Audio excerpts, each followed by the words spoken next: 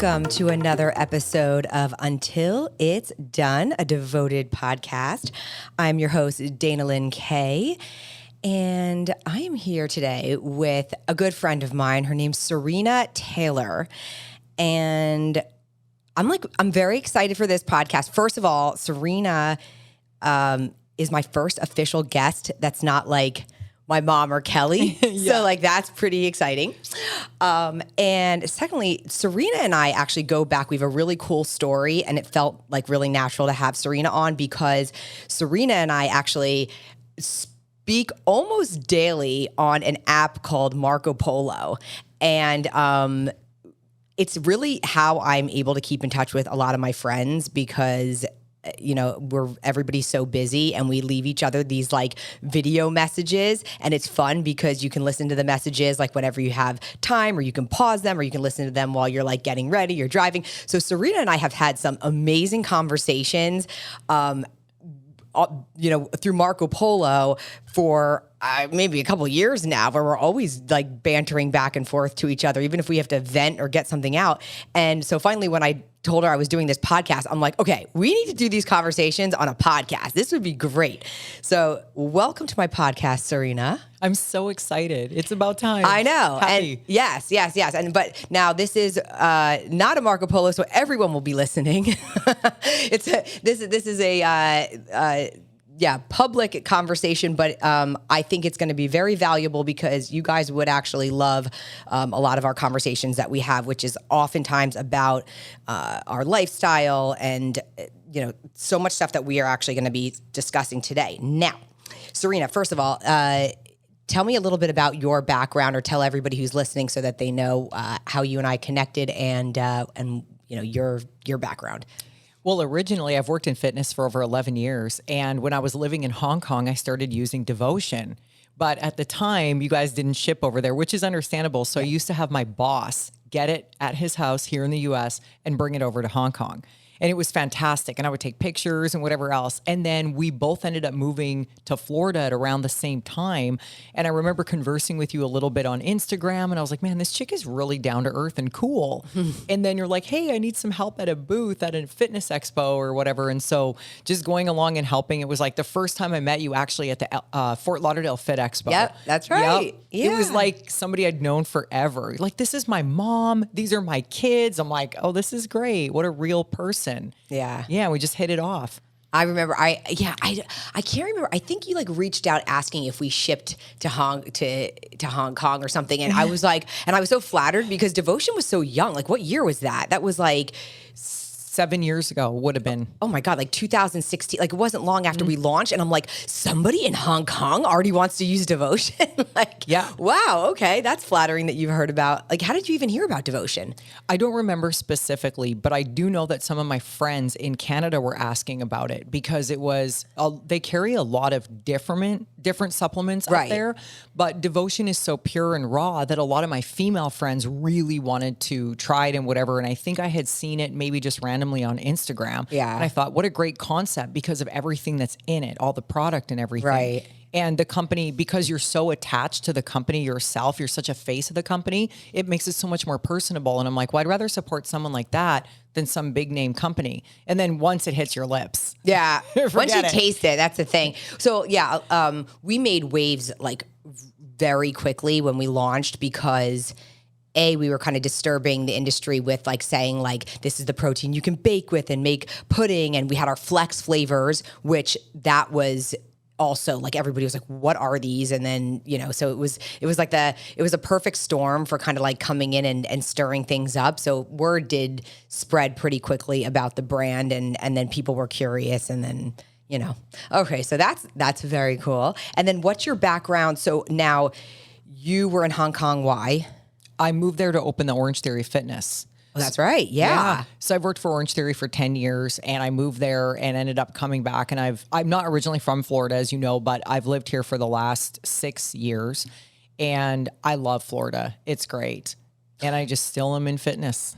It's so funny because Sarina and I would talk and I would be like, this girl's accent, or like it reminds me of something. Like, why do I feel, but like I'm from Jersey, and like I'm like, people don't sound like Sarina, and she says she's not from Florida.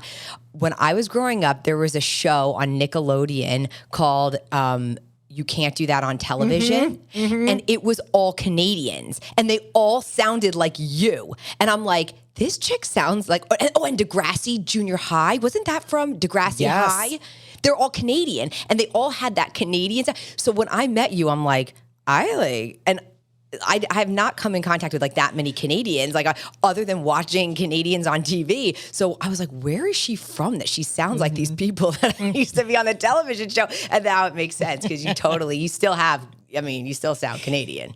Yeah, I think you asked me that right away. You're like, you sound like, you can't do this on television. Yes. Like, once you found out, it was so funny. They had this like draw, like when I would watch it, they just sounded different than what, and granted, I grew up in Jersey, so a lot of people sounded different than us, but it was like very specific. So okay, so you can leave Canada, but you took the accent with you. Okay, so now you've been heavy into Orange Theory coaching, like heavy, because your schedule has been insane. You and I think also with our Marcos, like it was like good because both of us were up very, very early, because I get up really early with the kids and my whole hustle, but then you're up like crazy early with your coaching schedule, which I've always given you props for. I cannot imagine waking. I mean, you would be like, I have to be up at 3 to coach at like 5, and I'm like, oh my God, that sounds terrible. Like what's it been like being a coach for? It's been tough. I think it's why I transitioned out of it full time. Yeah. I'm getting a little old, if you will, a little older than I was when I first started. And so I just realized I needed to make that transition out. It's too much for your body to be doing that all the time. Yeah. Now I'm there 2 days a week. Right. It's enough. Yeah. It's enough. Okay. So you made the transition into coaching to do like a lot of like the online coaching, which I definitely was a cheerleader for you to do that, because you would tell me about coaching, which Orange Theory is the fitness side of it. Okay, so when I've taken Orange Theory classes before, and I belonged like years ago, and it was a lot of cardio, and then you do the circuit training, right? Correct, with like the weights and stuff. It's been a minute, but and it's intense. Like it's intense. But then a lot of times when you see the people coming back to the classes, sometimes they're not making changes that you would think that they'd be making, working that hard. And the truth is, and you see the same thing at regular gyms too, the truth is they are not putting everything together, which includes the workouts and the training, and then the most important thing, the nutrition, right? Absolutely. That is, I think metabolic adaptation tends to be the biggest thing for a lot of people. They don't realize, they think that the fact that they're actually putting in hard work should be enough. And on the flip side, people that eat well think that eating well should be enough. And they don't realize they have all the puzzle pieces. They just don't know how to put them together. And that's why I started my online company called EP6, so that I could help people put the pieces together. Right. Because it is tough. You wouldn't know unless you know. Yep. And I know so this circles back around to you and I being in touch, and you would be so frustrated seeing the people in class come in and they're asking you for advice because they still hadn't lost the weight, or they were still struggling, and and you're like, well, how are you eating? And what are you doing after the class? And, and it's like, I've said it a million times on all of my platforms and with my story. It's like, it didn't come together with me until I put it all together. You can't just do one piece or the other and then not, and expect these like phenomenal results. So I loved it. I was like so excited when you said that you were going to be coaching, doing nutrition with people, because I mean, you can program workouts, and you can tell them how to do their cardio and lift the weights and how much they need to do and all that all day long and coach Orange Theory. But if they're not doing the nutrition aspect, I mean, it's frustrating because correct. Yeah. It almost goes to waste. Like, one of the things I like to focus on with my clients is nutrient timing. So I'm super familiar with how the body responds to an Orange Theory workout, or how it responds to a heavy lift, or all of those things, and how to fuel it. I mean, just like you do, you know that as well. But neither one of us would know that if we hadn't worked with a coach before. Right. Or we hadn't gotten some type of education about it. It's like working with a coach is invaluable. Yeah, that's where I've gotten all my knowledge from. It's not like nobody's born knowing this stuff. People are so hard on themselves, and it's overwhelming.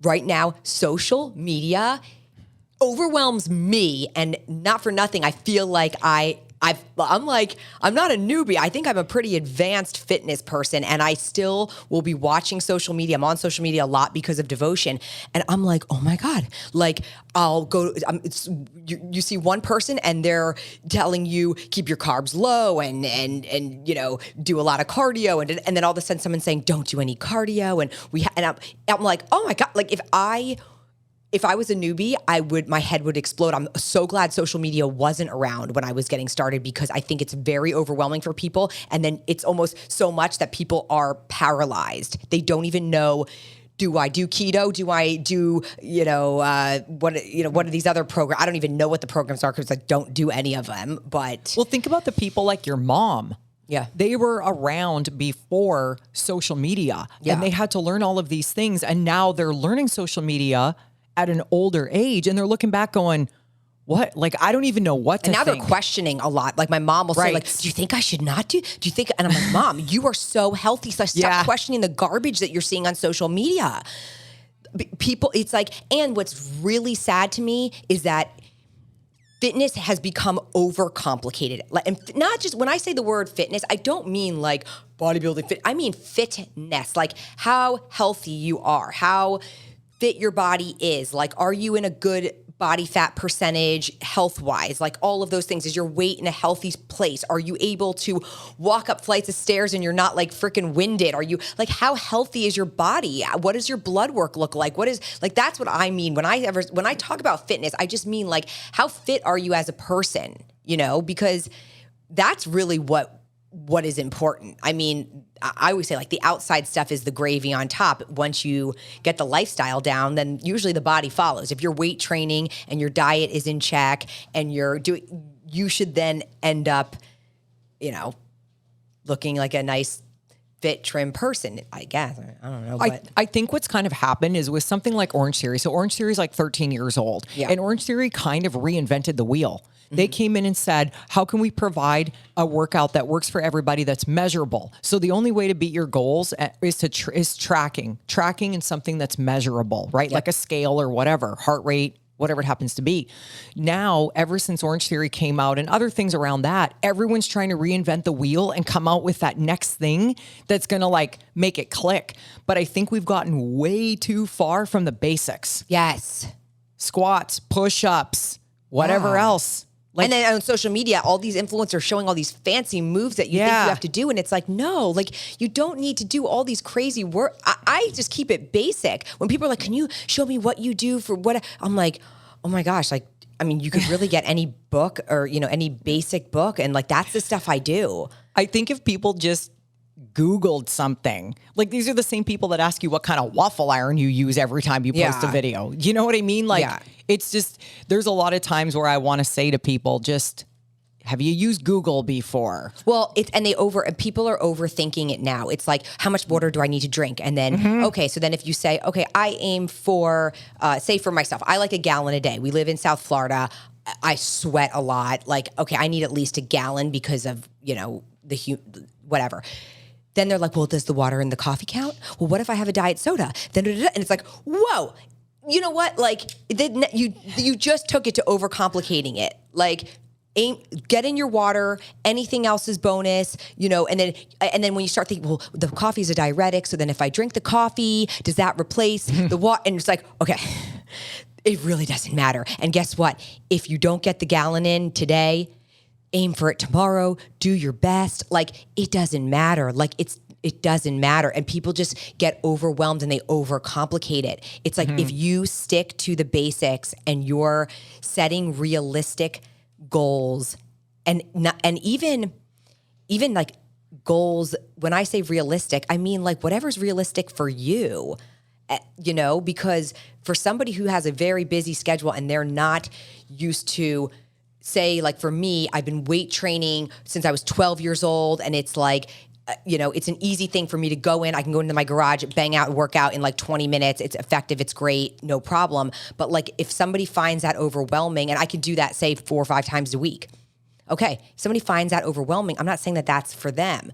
Try to get in like 2 days a week in the beginning, do that for a little while, then sneak in a third day. Like, people bite off more than they can chew, then they get overwhelmed, and then it doesn't turn into a habit. It turns into something that like they failed at, and then their confidence about it goes in the toilet, and now they're back to ground zero again. Absolutely. I always tell my clients, motivation doesn't last forever. You have to create those habits to be disciplined. Right. Discipline's what's going to carry you. But like, as far as, if it's workouts or it's water consumption or whatever, I'm like, if you are not trying, then it's not enough. If it feels normal for you to only get 60 ounces, then try for 80. Right. You know what I mean? If you're trying to get more steps or you're trying to work out more, always set like push Right. a little bit of goal, like, and push it and push it and push it. And like, there's nothing wrong with that. I mean, it doesn't have to become like an obsessive thing. It just has to become where you're always, if you don't want to be stagnant. I mean, and we have to always be challenging our bodies and that's the whole thing with weight training. If you just keep picking up the same weights and it's easy for you and you get to 10 reps and it wasn't nothing, then it's like, okay, then that's a sign that maybe you need to go up to 15 pounds or 20 pounds. Yeah. And that's if your body, if it's not a challenge, then you're not growing. right. It's the old saying, if it doesn't challenge you, it won't change you. Yeah. You have to try. Yeah. Like literally I tell my clients, I'm like, what could be harder in a day than drinking water? Right. It's harder to get out of bed in the morning than it is to drink water. Water doesn't taste like anything. Yeah. Just drink it. Just drink it. And here's the thing. Here's the thing also.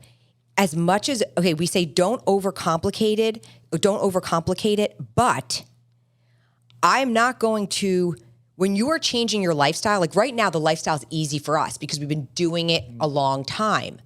But for somebody who hasn't been doing it, it does seem like very challenging because all of a sudden it's changing your way of thinking, changing the way you're functioning in your day, changing, it's like all of a sudden you have to think about water and you're like, well, I don't think about water. I like grab my keys, I'm out the door and whatever. And now all of a sudden you're asking me to like prepare my water and like take it with me and like have another thing to take. But it's like, yeah, because unfortunately, like if you're changing your lifestyle, if those things aren't already ingrained, then it is a little uncomfortable making the changes, but it's like you don't have to do them all at once either. Like just make your water the goal, like the lifestyle change, and like make it fun or make it, even with these like ice shakers that we use with Devotion now. It's like if you know how many times you want to fill it up or you always have it with you and you have a cute color that you like or whatever, it's like just make sure you always have it with you and it's always full.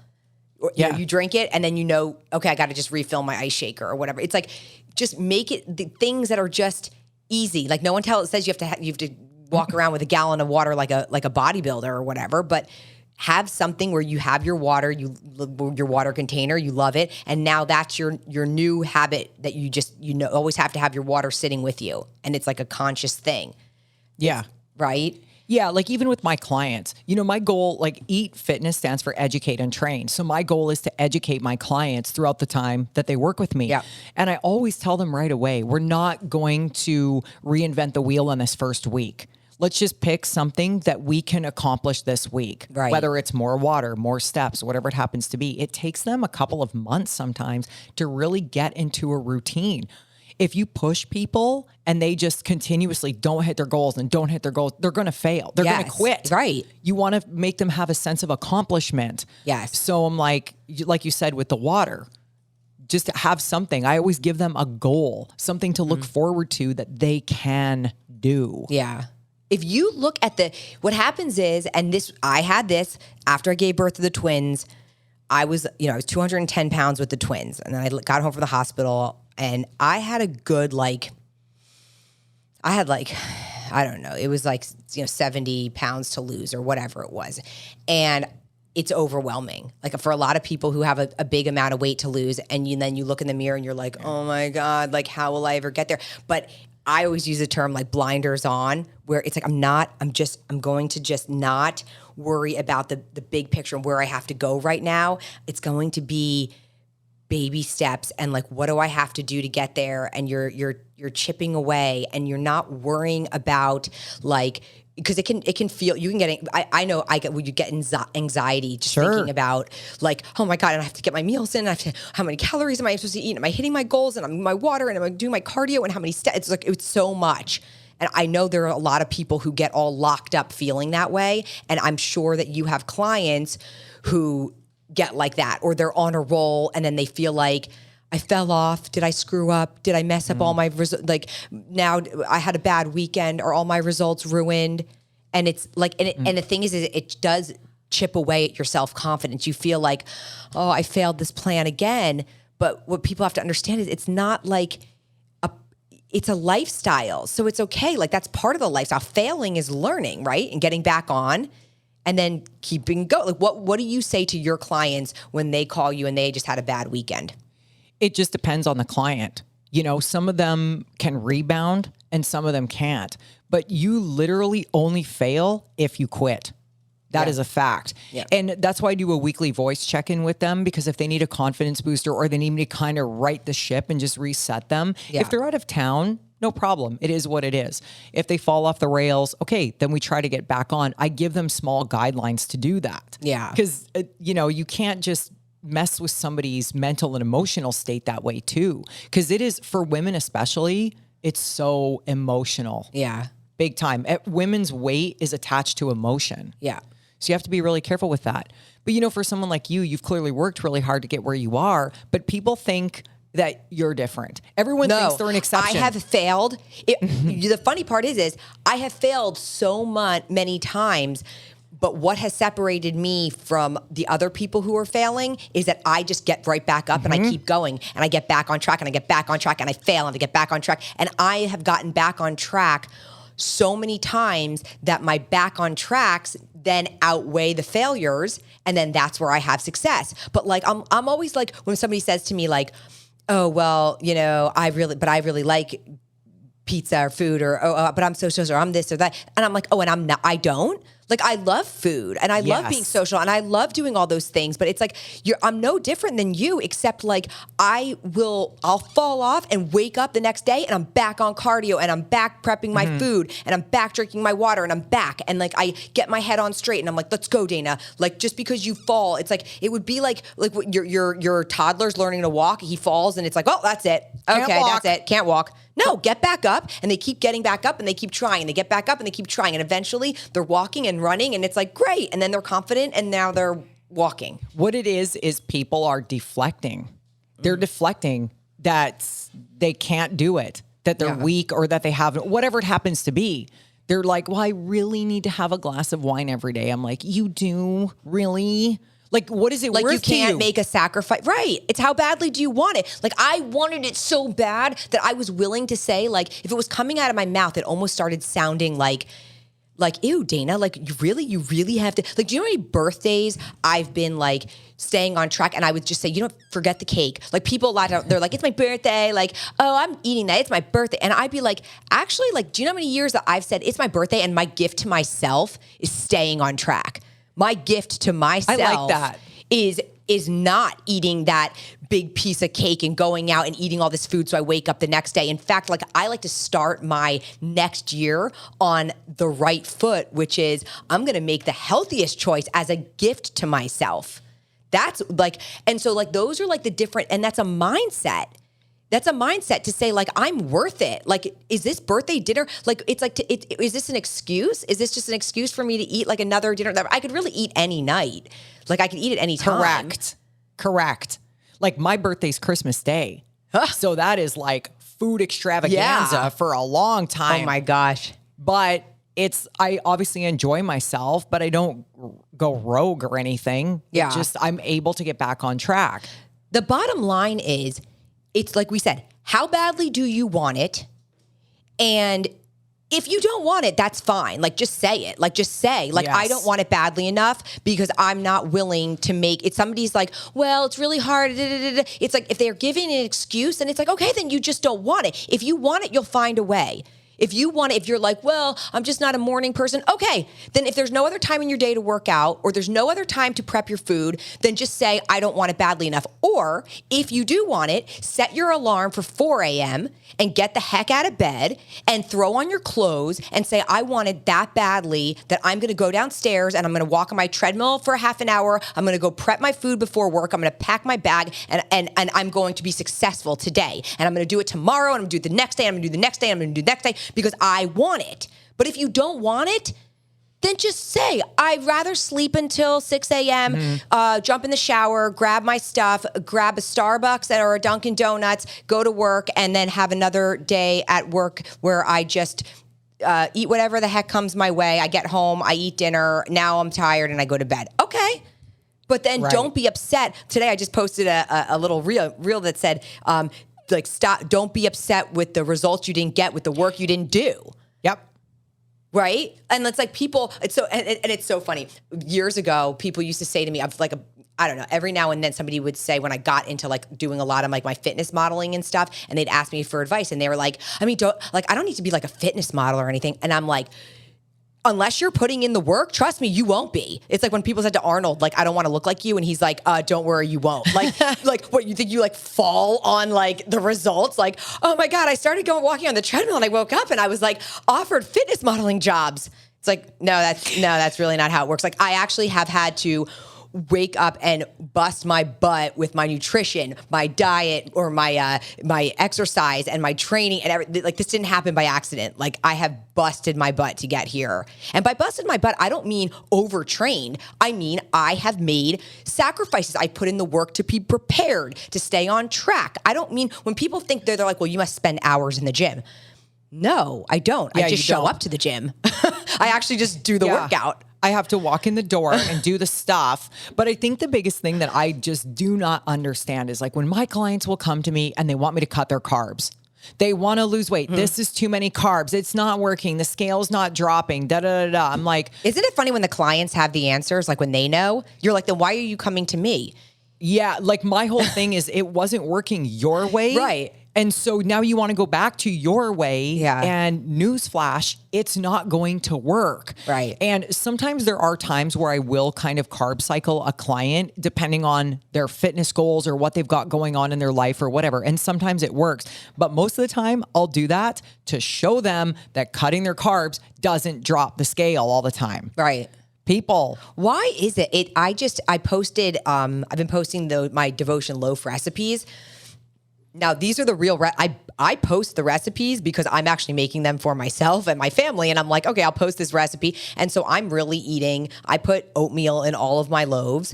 And for some reason, it's like somebody will say like, or not just somebody, a lot of people will make in the comments, can you make a loaf without oats? I don't really like the carbs. I'm trying to do low carb, another carb and no oats and no oats. And I'm like, it's a quarter cup of oats. That's 12.5 grams of carbs.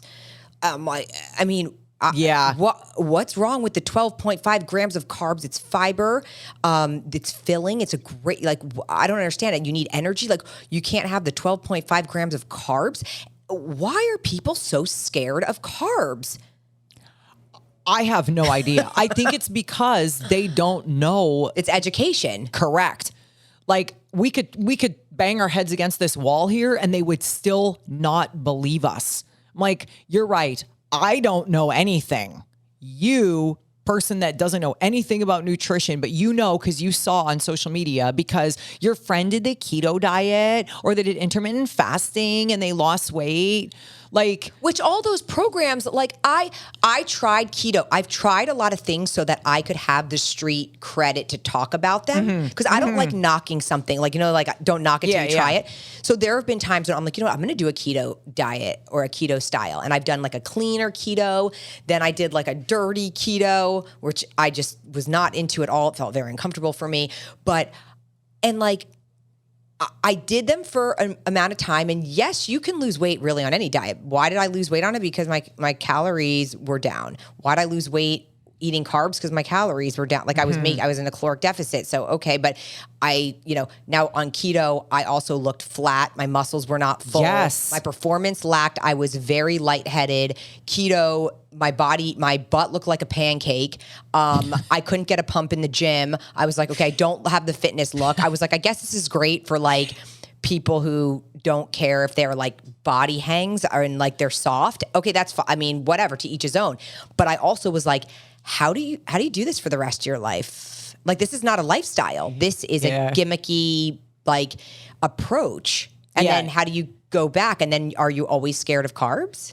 Well, that's interesting. Actually, I have a couple of clients that came to me as keto eaters and they really wanted help incorporating carbs back into their diet. And it has helped them immensely. I took one client she was a keto eater for a few years. So I started her at 150 grams of carbs a day. And she was like, oh, dude, I cannot eat that. Like, I can't. I'm like, trust me, you can, because you're active.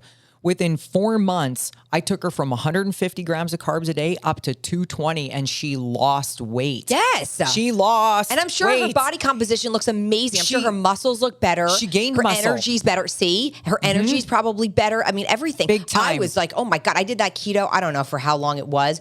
I was fine. I mean, it was probably like a good 3 months or more. And I was just like, okay, this is enough. Like how do people do this? Like I was over it. Plus I felt like the options being on low carb keto like that. Yeah, you're kind of restricted. I mean, Very. Keto is good for like if there's insulin issues Sure. or like another thing that I've learned that children who have seizures and epilepsy and stuff, they'll put them on a keto diet. Yeah. Which is really interesting to me. But for the average person that just wants to lose weight, Yes. how about you get off your duff and actually do something instead of resorting to every single fad diet on what fad diet has actually been sustainable for someone's life forever? Yeah. Yeah. Remember, the times in my life that I've been successful have been where I have just chosen foods that I really like, and I make sure they are in my caloric range. Like say if I say, okay, I'm going to, eat 1,700 calories or whatever it is. And it's like, I pick things that I have a breakfast. I remember for my wedding, like 15 years ago, I was eating an English muffin with egg whites and like a slice of cheese or Parmesan cheese and ketchup. I love ketchup egg sandwiches. And I was eating that every morning. And I was like, oh my God, I love this. Like I could eat this every day. I mean, this is long before devotion and my babies and everything. But I found like a bunch of things that I liked and I stayed on track. And it wasn't, I don't even know, I don't even think I knew the calories or the macros. I just didn't eat extra crap. I had like a really healthy breakfast. I found, I had a nice salad for lunch and whatever. And it's like when people just realize that you don't have to find some gimmicky diet in order to make changes, like eat balanced, eat colorful, prioritize your protein and then build your plate around it. Like, yes, people generally come to me because they have tried everything. Yeah. And you can't do it on your own. Yeah. You just can't. I have so many clients that they stop working with me and then a couple months later they come back. Yeah. Because they want that accountability and they want the guidance. There's always something new because if your goals change, you have to be prepared for that. That's the thing. If you have specific goals or you need accountability, because you can eat, some people will get on track and then 3 days later they forget they're kind of like all over the place, or they don't have a real plan. And a lot of people need a coach to help them put that plan together. You want a plan, but the plan, like your company with education, teaches you how to turn that plan into a lifestyle for the long run. The plan is not going to stop. Whenever I tell people like, oh, I'm eating on my plan, I don't mean it's like necessarily like I'm eating off of a meal plan. I'm not. I mean, these are the plans I have for myself, with my goals in mind, and this is what I plan to do to accomplish it and how I plan to eat. So like that's kind of like, some of the words I use. It's like even when I say diet comes with such a bad rap. And yet when I say like, oh, part of my diet, meaning like part of my daily like intake. And it's like, and then I'm like, I need a new word, but I don't know what the word is because it sounds like I'm on a diet. I'm not on a diet. Like, I mean, I eat a diet of. And then these are the things. Yeah. Just the other day, you're like, what's your diet looking like? I'm like, oh, blah, blah, blah, blah, blah. You're like, that sounds like my diet. That we can use that word interchangeably because it's not associated with something negative. Right. You're not on a diet. You're not like, well, this week I'm doing whatever. Next week, like, what's your diet? It's like, I'm not on a diet. Like, I'm not, it's part of my lifestyle, but then there are things that are not part of my diet. Like fast food is not in my diet, or, I also never did if it fixed your macros. When I heard that, that came out, I was like, so not interested in that, because I was like, I don't want to fit a Pop-Tart in my diet. I don't want to put it in my body. I don't need to fit it. I don't need to fit like a regular ice cream. I don't want to fit it. I don't need to find a way to fit it. It's like they think that people would think that they were winning because they could eat that. But I was like, I don't want to eat that. Yeah. One of the things I do with my clients is I teach them how to hit their macros first. Yeah. And then when they start putting stuff like ice cream or whatever, and they're like, ooh. It's like very eye-opening, like, ooh, there's... And then you're like, it takes up so much of my macros. Yeah. I could eat so much of something else. I know. Why would I want a stupid Pop-Tart to take up all of my whatever? Plus, I don't want all that processed mess. I mean, it just doesn't even feel good in your stomach anymore once you're eating all this, like... nutrition, like all the nutrition, all the vegetables and the fruit, and you're getting in your fish, and all of a sudden it'd be like, oh, eat a Pop-Tart. Like, you're like, why would I do that? I don't think I have one client that hits their macros perfectly that puts that stuff in their diet and then works around it. Do you know what I mean? It just doesn't fit for me. I don't want to try to make that fit. I never cared to. Like, I just, and if I'm going to have a refuel, or so, it's not going to be like a Pop-Tart or like a donut or something. Like, I would like to go out for like a meal where I'm like, yum, I'm eating like some like amazing like Italian dinner or Mexican dinner, like something that I'm like, oh God, I love that. But like, I'm not going to try to make it work. I just don't even want that type of food. I agree. My coach told me, he's like, you can eat, essentially, I guess what you want, but I'd prefer if whatever. I don't even want to. Because we want our food to be packing nutrients. Exactly. I want a nutrient-dense diet. Like, that's the whole thing. Like, I want plenty of protein, which I strongly believe all the protein that I've eaten through the years has played a really big role in the fact that, like, I just went for blood work the other day, and it's so funny. Oh my God, I didn't tell you this. And I haven't told anybody. I just was like thinking in my head. So I brought Bijou and I went to a new doctor and to do blood work for her, for her thyroid, and then for myself. And he did my blood work, and he gets back our blood work, and Bijou's cholesterol was like really, really high. And I'm like, oh my God, that's so weird. And like, I can't figure it out. Like, she's 11 and her cholesterol was like 180. And I was like, oh my God. And I'm thinking about her, like what her diet is. And I'm like, it's not far off from mine. I mean, this is a puzzling thing. It's not like we're going to come up with the answer. So then he starts lecturing her. He's not lecturing, but he's like, look, I'm vegan. I've been vegan for years. I don't eat any meat. I don't eat any dairy. I don't eat any cheese. I don't eat any animal products. No red meat. He's like rattling. And Bijou's face is lighting up like you want me to do what? Like not eat all this stuff. So like he's done, and he's like telling her all this, and she's sitting there like almost traumatized. Like, he just told me like I cannot eat like all these things that like obviously can't. I mean, Bijou loves steak, and she does. Not that we eat whatever. So then he goes over to my blood work, and he's like, okay, Mom, let's look at your blood work. And he's like, wow, what? Oh, right. Go, Mom. Go, Mom. And he's like, circling all my numbers, and he's going like giving like a star, and he's like, awesome. Great. Mom's blood work is unbelievable. And I'm like, okay, so when do I tell him that like I am not a vegan? I eat a lot of animal products. Yeah. I eat a ton of dairy. I eat a ton of steak. I eat red meat. I eat like all that stuff. And I'm like, okay, but my blood work is stellar. And the weird thing is like Bijou eats very similar to what I eat. It's like, well, she's not going out to eat without us. So I don't. She's 11, pulling up to Louis Bossy. Right? Like, yeah. So I'm like, okay, this is odd. Like, so I don't know. We have to get to the bottom of this. I think this could be a genetic thing, because my mom had high cholesterol too. And my mom, you know how healthy she is. Extremely, yeah. So we think that this is like a genetic thing going on. But meanwhile, it's just funny because then the doctor like looked at me and he's like, well, I guess, different people, things work different for, different people. And I'm like, yeah, I guess so, because you know, I'm certainly not vegan, and I've had my very high protein diet, which I eat a ton of animal products. I mean, I eat fish and eggs and lean ground beef and turkey and chicken and devotion and like that. I mean, almost every meal that I eat of the day always has a protein. It always is protein.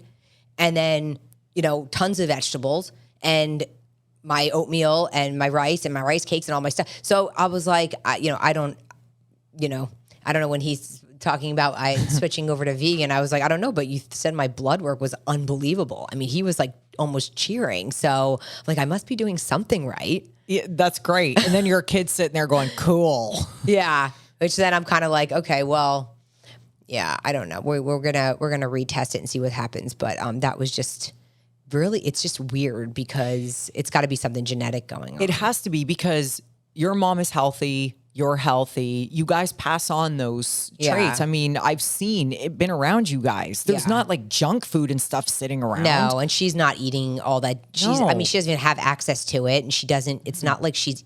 I don't know. It was very weird. I mean, even the doctor was puzzled because he was like, "Well, what are you eating on your own?" I'm like, "She's not making like steaks on the grill by herself." Like I was like, I don't know where, and we don't have like all the tons of processed foods or cheeses or all this stuff. So I don't know, but it was kind of weird. Her little thing. Yeah. But anyway. She eats carbs.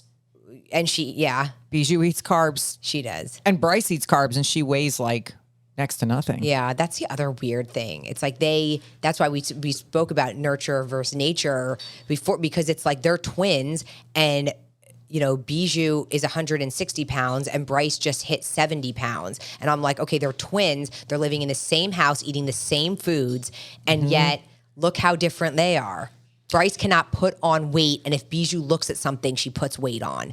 It's an interesting thing for a mom to have to deal with, like, two daughters the same age with polar opposite issues. They don't look alike. No. Bijou has to be at least 6 inches taller than Bryce. Yeah. Like she's growing like crazy. She started her cycle. Bryce is very far from it. Like they're polar opposites. Like there are, but it's just interesting because they're growing up in the same house with the same mom, you know, and it's like being fed the same foods. It's like, and so yet, you know, look at how different their bodies are. But, you know, yeah. It's funny too, because I remember a few years ago when they were obviously a little smaller, their cousins came over and they were doing some gymnastics in the yard. And Brycey can do these little backflip things or whatever. Oh, she's so flexible. Yeah, and Bijou can't even Bijou is like a board. She is like, oh my God. Like, I'm like, Bijou, I love you to death. And I'm not saying that I'm flexible, so I can say that. But like, Bijou would like try to like do a back bend and I'm like, nothing is bending. It was just like a flat, like, I was like, she's just going to flop backwards. Like, there's no flexibility here. And it's But so one cute. thing about her, I admire that kid because she doesn't let anything bother her. No, Bijou's got some self-confidence. She's got sass. She's got like, she will rock it. She does not, Nothing bothers her. No. She's got the personality of a 16-year-old girl. Yeah. She's just she is something else, that one.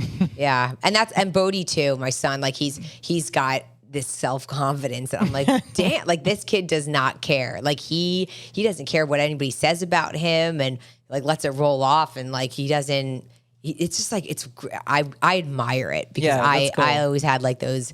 I was more sensitive. Although last night Greg and I were talking, he's like, "You've come a long way. Like you don't let stuff bother you like you used to." And I was like, "No, like I don't. Like it's you start to like build up I don't know. I start to build up like a tolerance to people." Yeah.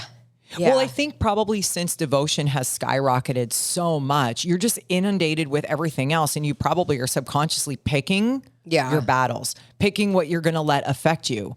You know, you're like, the biggest thing in my life is my children. Yeah. Right. And I've got my business and I've got Greg and I've got all these great things. Why would I let these little things bother me? You know, and I'm saying that because my business is so like, it's not even a year old and I've seen growth in myself, realizing what I need to put my energy to and what not. Yep. And you and your mom were talking on the second podcast and I was meaning to tell you this. It was so like interesting to listen to the way you two talk where you're like, okay, we got to take a breather. And then 5 minutes later, we're like, what can we do do to do this and this and Oh that. yeah, because we're such busybodies. It's like very hard for us, to relax. It's like you have to, when you build a business, it takes a lot of time to program that into yourself. So it's impossible to like deprogram it without a plan, because I'm like, now I see what they're saying of it being programmed in myself. Not that I wasn't a hard worker before, but it's completely different when you're an entrepreneur or whatever. When you're an entrepreneur, you've got to have this,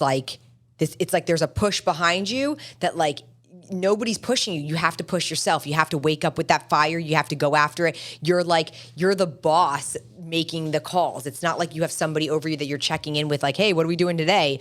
You're like, okay, I guess I'm deciding what we're doing today. I actually described it to somebody like you got a car in neutral and you have to push it up a hill. Yeah. And every day you still have to keep pushing that car up the hill. Yep. And you probably won't ever hit the top, but maybe it'll flatten out a little bit. Yeah. Your mom is very successful, but she doesn't she still works hard. She hasn't taken her foot off the gas. We're never satisfied. And I don't know if that's it's a blessing and a curse, because even with my body, my health and fitness and all my stuff, and it's like, somebody else say like, no, you look great. Like, just stay like that. Like you should. And it's like, I want more. And it's like, even with Devotion's growth, like you said, it's like, I used to just like set these little goals, like whether, it was sales goals or whatever the goals would be with the company. And then we'd hit them. And then it's like, that goal seemed ridiculous because I want the next goal. Yeah. And then I want the next goal. And it's like, you just want more, and it becomes but I think that's good. Like always, you don't want to become stagnant and just like, okay, like settle.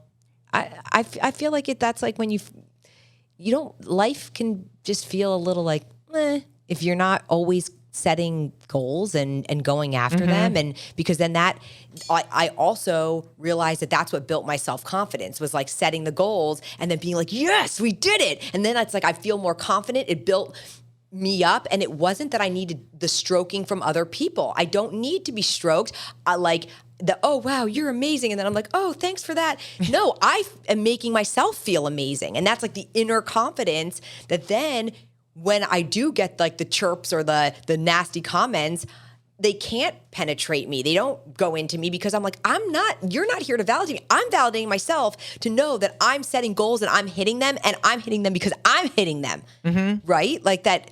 And then that's why I feel like, say with your clients, it's like probably the clients that you see succeed the most are the ones who do work hard, hit their goal, and then they go after the next one and the next one and the next one. And it's like, I never in a million years, if you asked me if I would do what I'm doing now, back after I had the twins and what I felt like and what I look like and where I was and whatever, if you were like, oh, where do you see yourself in 2023? I'd be like, you're out of your mind. Look at what I look like. You really think that that's going to happen? But I just kept setting a goal and then going for it. And then I'd be like, yeah, if I could do this, I could do the next thing. And if I could do this, I could do the next thing, and not to an obsessive level, just to just to not just set my standards high and keep going after things in life. Isn't that what life should be about? Like, I think so. Yeah. The most successful people, they set their goals out of reach. Yeah. So that they are constantly trying to attain them. Like dream big. Absolutely. You have to, because the second you stop that, what's the point? Yeah. That's just my opinion. At one point I got into my life where I've worked really hard in my life, and a really good friend of mine a few years back, he goes, Sarina, do you really want to make someone else's millions for them?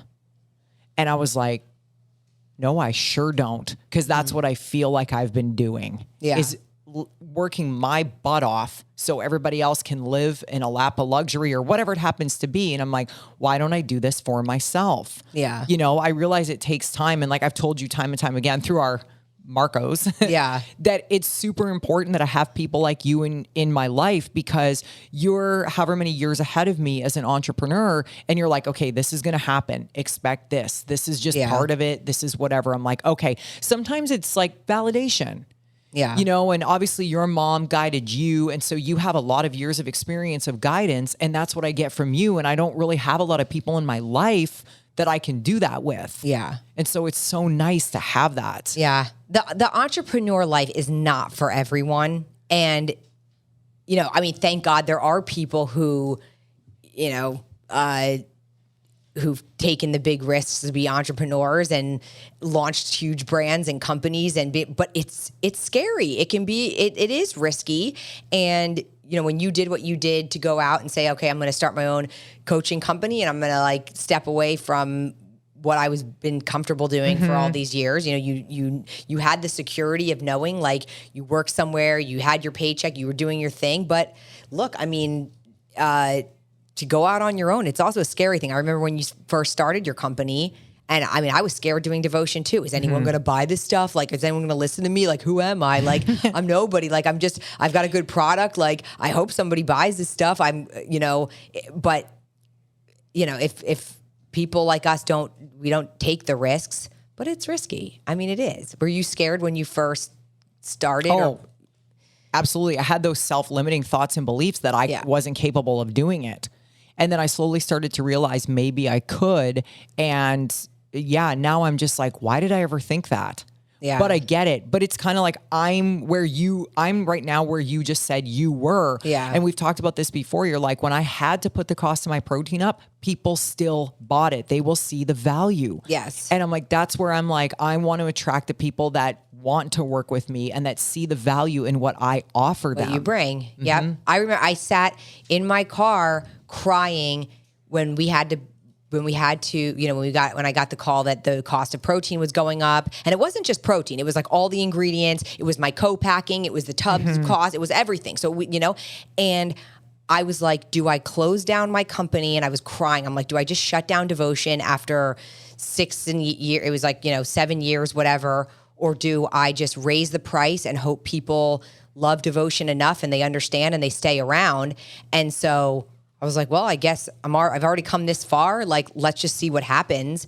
And holy cow, nobody went anywhere. People were like, Dana, are you kidding me? Like, your proteins changed my life. I'm not going anywhere. Like, I love your stuff. I see the value in it. Like good nutrition and health is a priority to me. Like, if I need to rework my budget just to buy your stuff, I will. Like, that's what, and I was like, oh my gosh, that's amazing. And then the whole company, I mean, gosh, it became like a freight train. Now it's really, it's rolling. But yeah, there are moments of doubt where you're like wondering, like, will people see my value or see the value? Absolutely. I think the biggest thing is the more people pay for something, the more they will see the value in it. If I gave away my product for free or you gave away yours for free, people wouldn't see the value. Yeah. And someone who has a lot of money would rather spend a lot of money to get a good product than not. Yes. No, I don't mean like anything, just from a scale of $10 to $50,000. Oh, I pay for quality. My mom, that's how my mom raised me. And that's how her father raised her. We believe in quality. And so I would rather buy one quality item. Like, I'd rather have one quality winter coat than 50 pieces of junk in my closet that don't keep me warm, that fall apart, that, it's like, no, I'd rather have like one. And that's how I was raised. My mom and dad, before my parents like were successful with their company, they made a big purchase because my mom was working construction and my mom's like this little tiny woman and she'd get freezing cold up in New Jersey. And they purchased her a mink coat because that was like what would keep her warm in the winter. She wore construction boots and a construction hat and a mink coat because she would get so cold. And she had one coat and it was one quality, expensive coat. And she wore that thing every single day. And she's like, I would rather this one nice, expensive coat than a bunch of coats in my closet that are from some junky store. And yeah, they're cheaper, but they feel cheap and they don't keep me warm. It's like quality. Get quality things and they will last you and they will do their job and they will perform for you. Exactly. I was laughing because I was wondering where the winter coat thing came in. I was like, well, because I was thinking about Florida. Items through the years that we've had like one. My mom's always said, you don't need 50 items. You need one. Yeah. One nice thing. That's what like she'd always preach to me. It's like, you need one quality thing. And like to this day, she'll still say, like, I'll call her and be like, should I just like get that cheap rug off of Wayfair? And she's like, no, you buy the nice quality rug and you have a nice rug in your house, or whatever. Like that's a bad example, but whatever it is where it's like, and then I'll say, yeah, you're right. And she's like, you use it every day. You look at it. It's your home. You should, invest in a beautiful blah, blah, blah. Like, or whatever it is, like a piece of jewelry or whatever it is. And like, she doesn't say, yeah, go out and buy 50 different ones and, wear them. And like, I'm not into costume jewelry where you have a bunch of clanky crap or whatever. Right. I want one nice piece of jewelry that I wear every day, and it's quality and it holds its value, and it. Right? I mean, so when somebody signs up for coaching, you want a quality coach who's going to teach you, not put you on some wonky plan that you're not going to stick with, and that you also walk away and you're like, what the heck did I get out of that? Did I even learn anything? Exactly.